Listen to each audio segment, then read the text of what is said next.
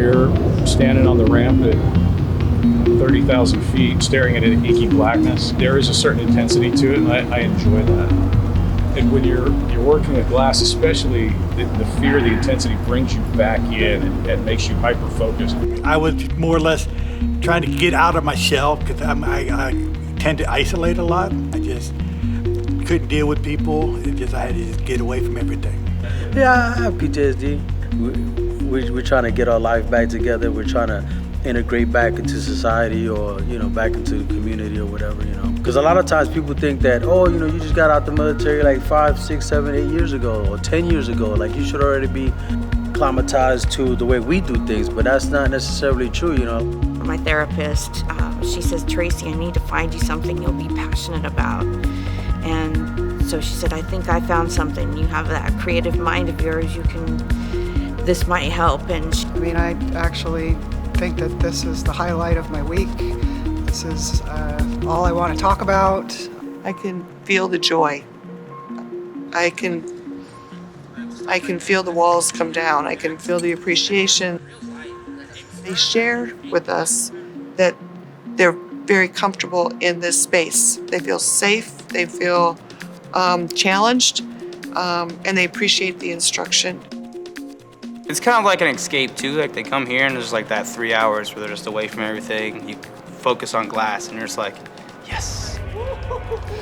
I look forward to coming here and tuning everything else out because you really do not have time to think about everything else going on in your world when you've got a pipe with 2100 degree glass on it and you've got a timeline to quickly do it and everything else just sort of disappears for a little bit and we're in a moment that is pretty amazing. It really is.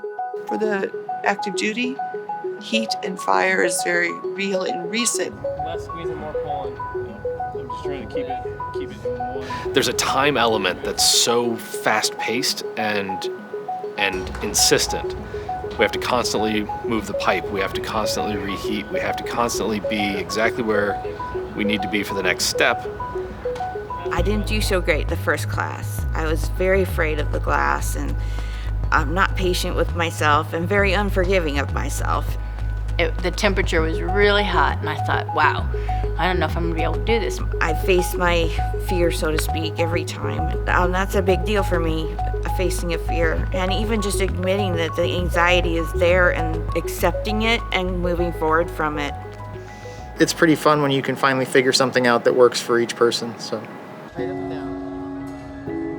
It's a lot of teamwork involved. And I think that has a lot to do with the military because the military is all teamwork. You're not going to get anything done unless we're working together as a team. And I've noticed that working with military people, they already have that kind of team mentality. Civilians do the things totally different from people in the military. Like, in the military, they give you your marching orders, you run with them. I was a combat engineer, so we worked as teams, and you had to rely on the next person. And here in the shop, you have to rely on the person. Even somebody that's just opening the doors or paddling or just shielding you from the heat.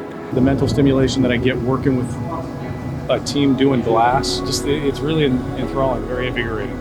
You depend on the person before you and the person after you. Knowing where guys move and knowing when to blow and when not to blow and when to marver. There's different stages that you have to go through to get the final project. Then when it's done, you have a finished product that everybody worked on. It's so malleable. You can create so many things that you didn't even know you could create before. Regardless of whether this is something you're going to do for yourself, everybody has a part to play in that team. And that's one thing I like about being here is I like being exposed to something that I would never have dreamed of doing. Yeah, because you're like, oh my God, I made that. Then you can't wait until next week till you can make something out. It's all about the glass. If you don't pay attention to the glass, you're going to hit the door, you're going to hit the wall. So pay attention to the glass. And when you're that focused on a material, on an object that you're creating, a lot of that other anxious noise goes away. Everybody had their hand in it. And so it's not I made that, it's we made that. You're constantly changing, just like that glass, You need to be remolded and reshaped and I used to be this big puddle of glass, melted glass, and now all of a sudden I'm a vase. You know what I'm saying?